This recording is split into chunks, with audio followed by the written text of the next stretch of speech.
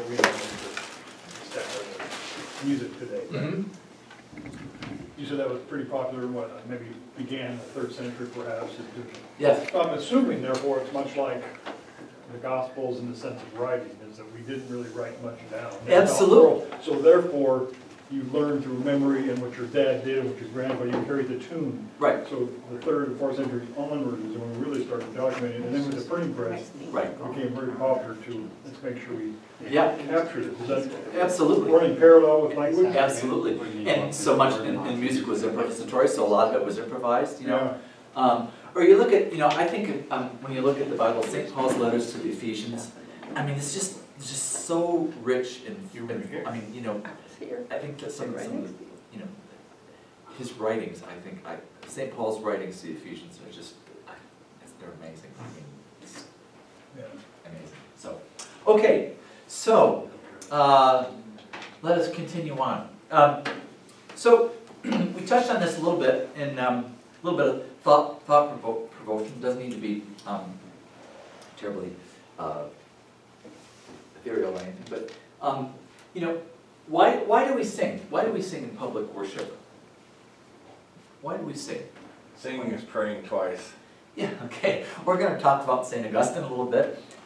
Singing is praying twice, which it certainly is.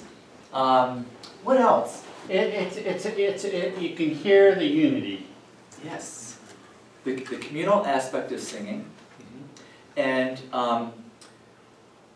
when you sing a text, whether it's a hymn text or a psalm or whatever, you know, you can speak that text, but when you sing that same text, it adds meaning to it, you know, you know, whether it's a sacred or spiritual text or even a secular text, if you're, you know, reading something and music is put to that text, it takes on a whole different dimension. So yes, it brings us together as unity. So St. Augustine says, singing is for the one who loves, and you know, we conclude that, you know, music is a sign of God's love for us. And when we come together in communal worship, you know, we're uniting our hearts, our souls, and our minds in song. You know, God is the giver of song for us, and you know, whenever 2 or 3 are gathered in His name, you know, in singing or praying, you know, He is there among us. You know, and God has given us the gift of song. Some have a greater gift of song than others in terms of your ability to sing or not sing, and we don't really, you know. And I tell my choirs, whether I have a semi-professional choir or all-volunteer choir, you know, everybody brings a different gift to a ministry. For example, when you all, you know, when you all look forward to that wonderful day when you're ordained as deacons, you will all have different gifts, you know, in your ministry, just like, you know, we all do. And, you know, thank God for that. Thank God we all aren't the same. You know, we all have different gifts. So someone, you know, some of you may be more inclined and less inhibited to sing or whatever, and some may not. That's fine. We all have different gifts. So, but I think you know, music and sacred music, it leads us to a higher realm. You know, when you think of, you know, the grand cathedrals, why were the grand cathedrals built as they were? It was these just towering buildings with, you know, 300 feet ceilings. Why were they built that way? Acoustics of some Acoustics, yeah, that's great. I mean, look at your family's cathedral across the street. Again, it was a window to heaven. It was to let people look upward. To look upward, you know. And so these grand buildings weren't built just for, you know, for the sake of them being large buildings. They were built because, you know, it was to lift our minds and our souls and our spirits upward, to look upward. And that's the beauty of that. And the same thing for music. So music, yes, it has individual and it also has a communal dimension. You know, that's why we come together to sing together in church. And it's amazing to me, and again, not through any criticism, but you know, sometimes I look out and see folks in the pew and they aren't doing anything. You know, they aren't singing or they aren't praying. And I'm thinking, well, that's fine. You know, they you know, not from a critical standpoint, but it's only when you participate in your self-giving and giving your gifts to that communal worship that it really My becomes. point, when the organist is so ornate that you're just there. Right, and we're gonna talk about that Too much. in the distraction of music sometimes as well. And that's what's so, so amazing when you look at, contemplative or monastic life, where I think sometimes, oh, wouldn't it be wonderful just to go and do that and just, devote your life just to prayer and just, not have so many of the distractions of the world and just, But you're right, and when it becomes that, then it becomes, it's a barrier to the worship experience. Very good word, Absolutely. very. And we're gonna talk about that. I've shut off. Yeah. I've completely shut down. Absolutely. I Yep. think Catholics are a hard bunch to move. You know, I it's, really do. Physically from the pew that they're used to sitting in to other ones. it's interesting. Musically, or Yeah. lift them up. Yeah. McKelly and I were at Mass a couple weeks ago. We go on Saturday night usually to Folly Beach, which is the beach in Charleston, 10 minutes from our home, which is awesome. And it's a little parish called Our Lady of Good Counsel, and the pastor there is Father Brian Babick, who's a very good friend of mine. He's actually the bishop's secretary in Charleston. Younger priest, brilliant guy, just wonderful guy. So they get a lot of touristers, obviously, because they're at a beach, and the local folks as well. So we went to Mass one Saturday night, and a couple weeks ago, and people were singing, and I was just singing, and my voice, just singing, like everybody just kept turning around, and I thought, oh my God, this, I leaned over to me and I said, I'm so embarrassed. She's like, and so at one point, in front of us, they turned around and they said, you just got such a wonderful voice, you just need to join the choir. But I mean, they knew it was a visitor, and but what I noticed is that, people around were starting to at least try, and sing, so everybody goes, oh, well, I don't have a good voice, so I'm not gonna, but it's interesting, yeah. I do find that myself. If somebody around me has a really good voice and is singing, Sure. then it makes me Absolutely. You're want gonna, to join, even though I can Really? never sound like that. yeah. It just helps me hear the tone. There's better. strength in numbers. And when Yeah. you're together, it's like, we joke about this as Catholics, but everybody sits in the back of the church, or the back third, because but when you're together physically, Yeah. you're together, it brings you together, I think, from the spiritual dimension as well. So, let's move on. So, throughout the scriptures, God has asked his people to sing his praises, God said to Moses, write out the song for yourselves, teach it to the Israelites, and have them recite it so that this song may be witness for me. Is that for the Song of Moses? Deuteronomy 31, chapter 19. No, is that from the Song of Moses, Father? I don't think, no, it's from, no, not from the Song of Moses, no. So, what other examples do we find, for example, can you think of any in the Old Testament?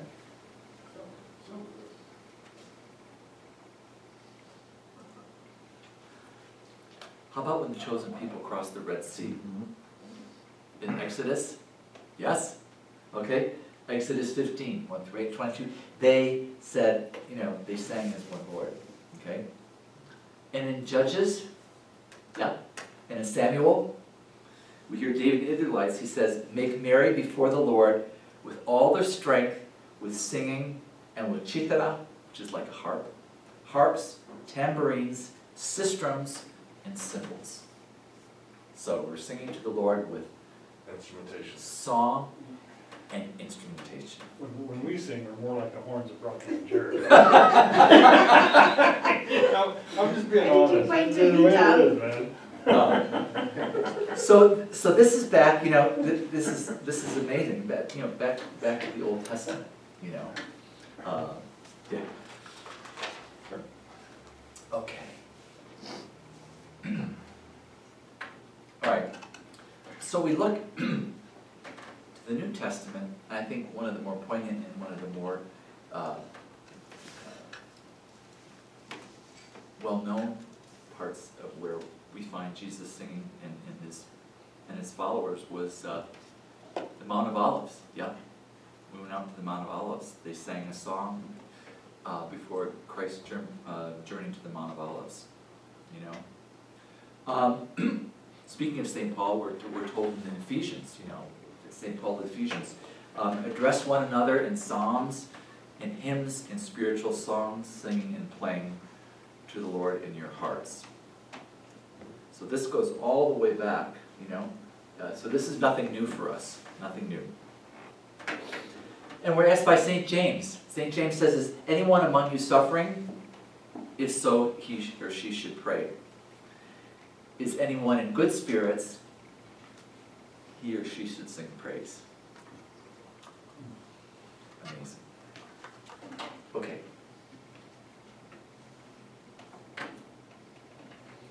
So we talk about, we gather week after week, we talk about gathering for prayer. As our ancestors did, singing the hymns and psalms and spiritual songs. And it's a common expression of our faith, we know that. And that can strengthen our faith. There's an old saying, good preaching and good music can put people in the pews, and bad preaching and bad music can take people out of the pews. Oops. So when you guys get to homiletics, you know, and, no, but it's true. I mean, you know, if the preaching is good and the liturgy is good and the music is good, you know, that supports and affirms and nourishes our faith, you know, celebration. If it doesn't, then, you know, it can weaken or compromise that. You know, and it's not so much a qualitative thing, it's just how we participate and how we express our faith communally in worship. So that's important.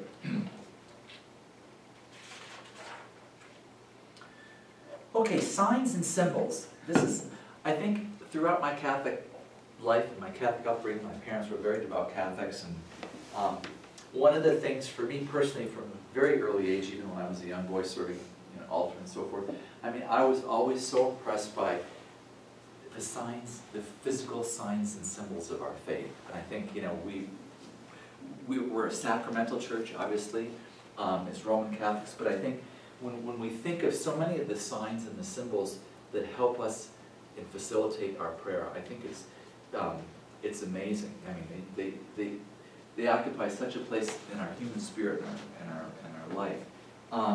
So, you know, what are some of the signs and symbols that we use? Cross, holy water.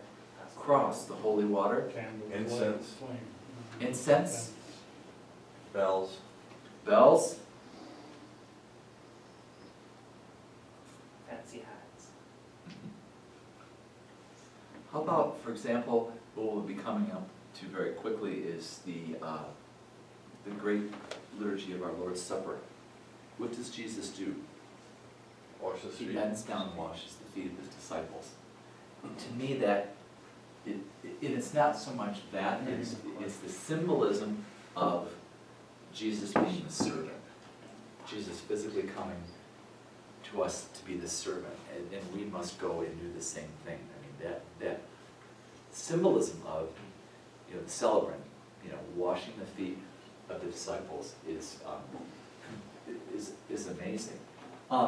Good Friday, you know, the liturgy of our Lord's Passion. One of the more moving parts of that liturgy for me is the procession and the veneration of the cross. You know, when the cross is brought in 3 different places, and we sing, "This is the wood of the cross." We're going to sing "This is the wood of the cross" this afternoon. And finally getting to the resting place and the veneration of the cross.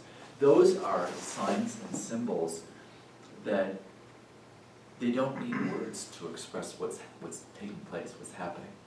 It's the visual and the spiritual element of that. You don't need to say, this is why we're kissing the cross. We know why we're kissing the cross, remembering the cross.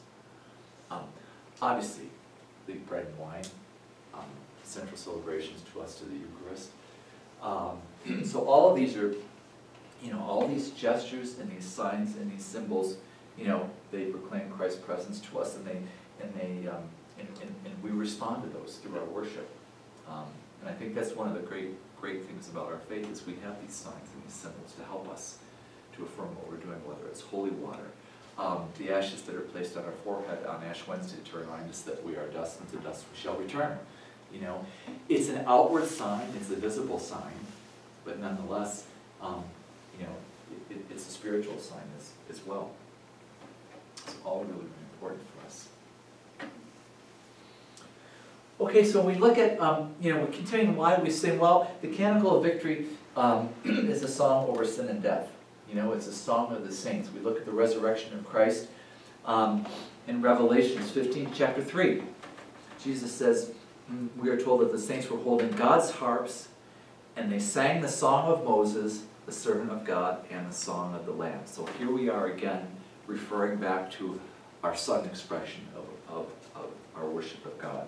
Okay, so in the midst of this great tension, this canticle, the canticle of Christ's victory over sin and death, our liturgical singing is established and it's affirmed in what we do. So for Israel, for the Israeli, right, the main reason for praising God is their salvation from where?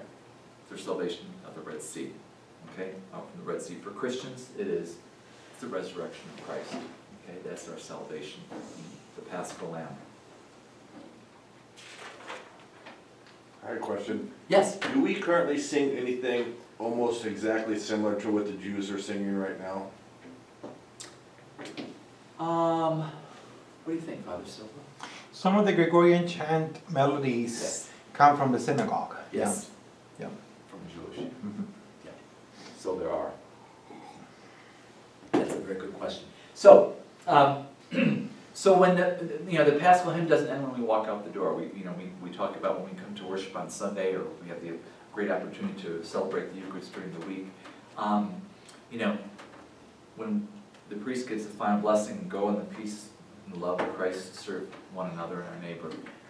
It doesn't end there. It begins. Our experience of the Eucharist begins, and then we're fed with that, and then we take that out into our daily lives, whether our workplace, our school place, our home, wherever. When you look at Jesus' words to Isaiah at the beginning of his ministry, the Spirit of the Lord is upon me, because he has anointed me to bring glad tidings to the poor.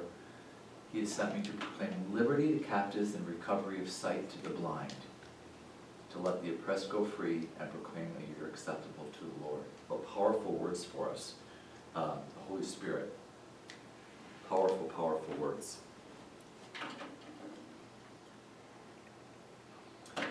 Okay, so now we touched upon this a little bit earlier on in our presentation this morning, the whole idea of participation, what we participate in, what we don't participate in. Obviously, our church affirms the role of the entire assembly in liturgical worship to full active participation. And that's kind of been a catchword that we've been bouncing around for a number of years since Vatican II and subsequent documents on the liturgy. Full and active participation. Well, what does that mean? What does that mean for us? Does that mean that we all participate in everything? No, because we all have different parts that we take an active role. Yes, we take an active role in the liturgy. In Sancta Sanctum Concilium, that's the Vatican II's Council on the Constitution of Sacred Liturgy, which was published in 1963, it calls the congregation for full and active participation. Okay, but it doesn't necessarily mean that we have to do everything. All right, and for some folks, as we talked about, that can be a challenge because we may not all have the gift of song. So someone might say, I'm participating in Mass, I'm saying the prayers, I don't feel comfortable singing something or the Mass parts because I don't. That's fine. You participate in ways, but I think as much as possible we're called to full and active participation. Okay, we're always invited by Christ to enter into song, and that's how we give glory to what God is doing. So sometimes you're talking about this a little bit, touched on a little bit earlier on. There's so much great dialogue between priest, celebrant, and the congregation in terms of prayers and music, and there are times for quiet reflection where a choir might do a choral piece or something, or a reflection, and that's fine. But I think as well, everybody needs to be participating as best that they're able to, and that's important in their own where they're at. Okay, let's talk a little bit about ministerial roles. We're not going to talk about all of these today because it would be a gathering a long time. You all recognize the picture where that place is? Okay, notice that. Okay. So, here are the roles we're looking at: the bishop, priest, deacon, gathered assembly, choir, and cantor. Okay? So, obviously the church is always at prayer through its people. Okay? So, all the ministers that are involved in the liturgy, the bishop, the priest, and the deacon all have an active role. We're going to touch upon your role a little bit this morning. But before we do that, we also talk about the gathered assembly. That's the one way that they participate in the liturgy, obviously. So after the priest, really, the deacon is the first among the liturgical ministries, and your role is a very important role in terms of what you do by participating in your liturgy and in particular in music as well. We'll talk about that a little bit this afternoon. So, what parts of the Mass are the deacons able to participate musically? Any ideas? Let's think just for a minute. Proclaiming the gospel. Yes? Dismissal. Yes? Dismissal, right? Thanks be to God. Easter Vigil. The Great Easter Vigil. What about the Great Easter Vigil? Well, I'm scared. Don't we have to make an announcement? The Exultet, okay? That is probably one of the hardest, if not the hardest, roles that the deacon plays, and our rubrics call for us to have the deacon chant the gospel, chant the Exultet if they are able to. That's a tall order, isn't it, Father Silva? I mean, that's hard. I've done it a number of years when we haven't had a deacon who's been comfortable or had the capabilities to do that. It's very difficult. The revised Roman Missal text of the Exultet is absolutely beautiful. Take a look at it and read it. Can you give us an example, since you're a singer, what it sounds like? I need to have the text in front of me, but I will. I'll look it up and I can do that. Yeah, this afternoon. But it's Rejoice, O Mother Earth. It's the whole Exultet. I mean, it goes on for like 8 minutes long. It's really difficult. Have any of you experienced that at all? No. Does It's hard. it go in the rhythm of a chant though? It is. It's chanted. Yep. It is, but it's very long, and musically it's challenging. It's really, really challenging. But having said that, not to say that you guys could learn it. So yeah, the Exultet, the prayers, the faithful, the dismissal rite, the chanting of the gospel. So those are all really, really important roles for the deacon. What other roles for the deacon? Kyrie? Yes. Yes. Invitation of peace. Or the prayers of the faithful can be as well.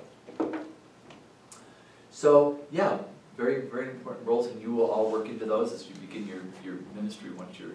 At the Easter Vigil, isn't there a part when the church is in darkness and the deacon carries that candle in and sings? The three? Yeah.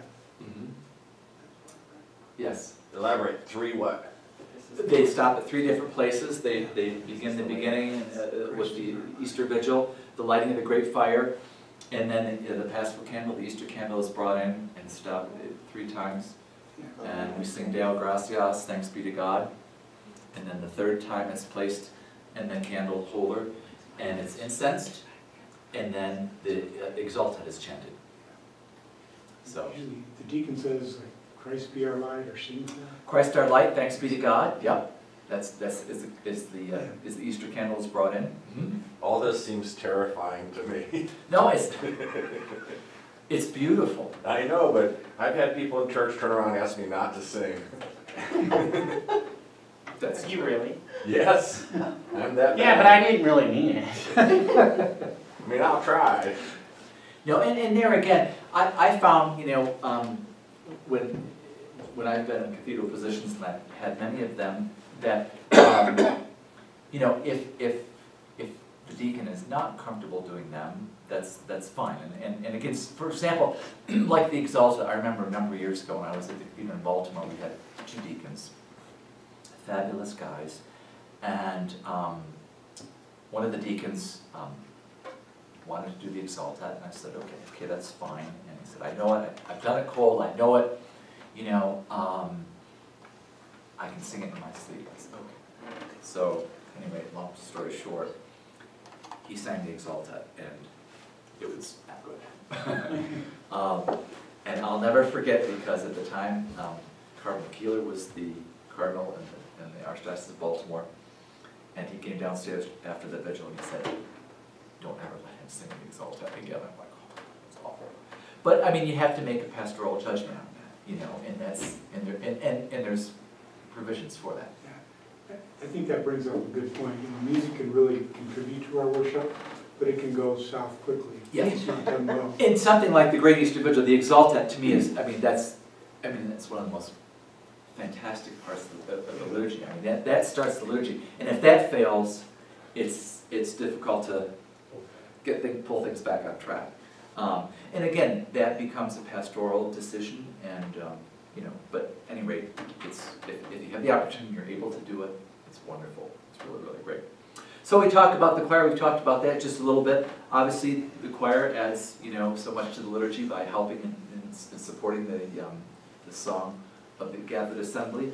But there's also an important role for the choir in dialogue with the congregation. For example, the Kyrie, chant Kyrie, or various parts of the Mass, the responsorial psalm, which is a dialogue between back and forth, the cantor, the choir, the congregation. And the choir is also called upon to, you know, to sing choral pieces, choral motets that enhance the liturgy by themselves for people's reflection. Again, all this in the context of not distracting from what we do in our worship. The cantor's role, obviously, is to lead the congregation in the psalm response, the cantor or the choir. And there again, that's a dialogue between the congregation and the cantor, singing the verses of the psalm, and the congregation singing the antiphon. And then, of course, the readers, the proclaimers of the word, who proclaim the word from the Old and the New Testament. So all of these roles are important and really contribute to the communal worship of our liturgy.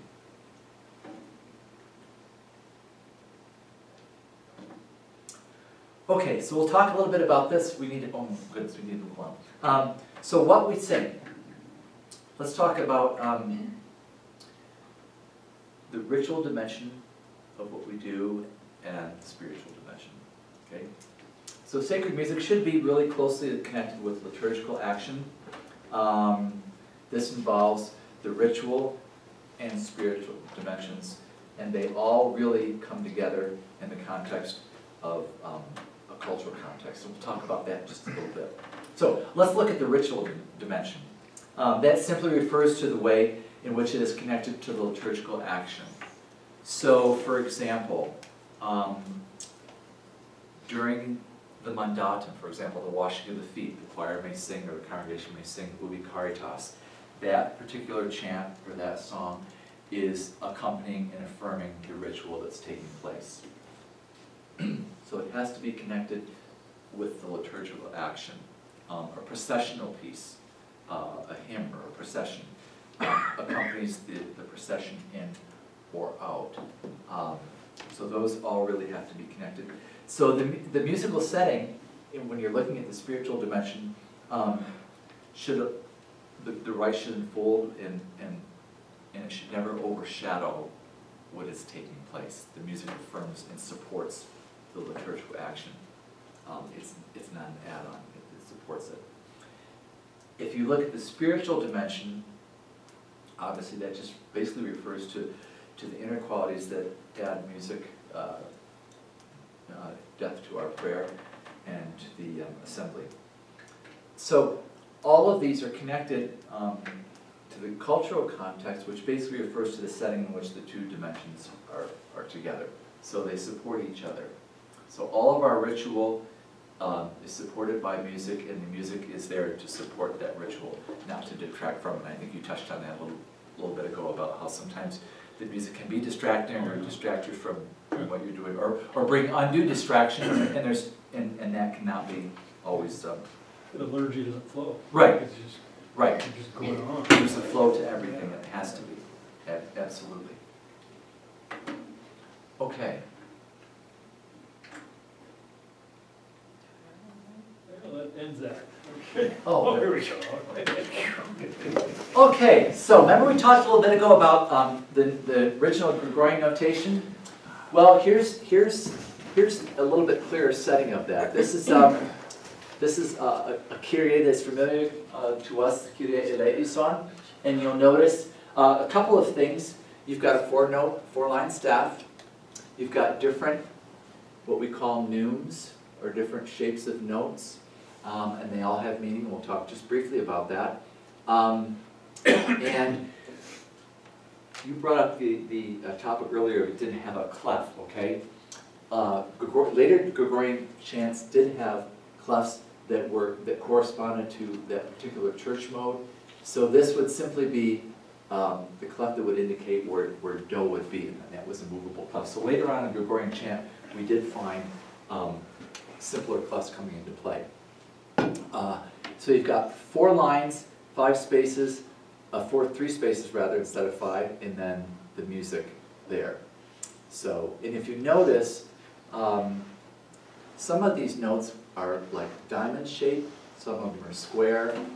Like quarter notes, 8 notes, what are they? They were all, Notes? the basic rhythmic was the punctum, which was basically what would be the equivalent of a quarter note. But for example, all these notes would be interpreted with the same note, same value, basically of 1 beat.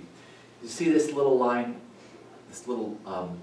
line underneath that? That was called an ictus, which simply means that was a strong beat or kind of an emphasis there at in that spot.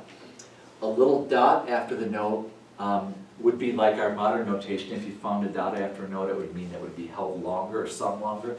The same thing for Gregorian. But it's very simple. So when you study chant and you get into the different types of neumes, and then once you learn that, then you begin to actually do the interpretation of that, and it has so much more meaning when you interpret it that way. And that's why I think it's really important to sing Gregorian chant in the original notation. What does interpretation mean? In other words, the inflection of the speech and the notes and how they're sung. For example, in this, in modern day music, this means to give this a little bit of a stress or a little bit more weight. In modern day music, there would be nothing to indicate that. Okay. Whereas this, if you're interpreting that ictus tells you, well, you give that syllable of that word just a little bit more weight and a little bit more time. For example, the dots after these notes, of course, indicate that it's held longer. But it's interesting as that it's evolved into our modern notation of notes. There still are so many similarities, and you think back, this was hundreds and hundreds of years ago, how forward-thinking this was, really. I mean, it's amazing. So, we talk about Gregorian chant. It's naturally suited to our Roman Rite.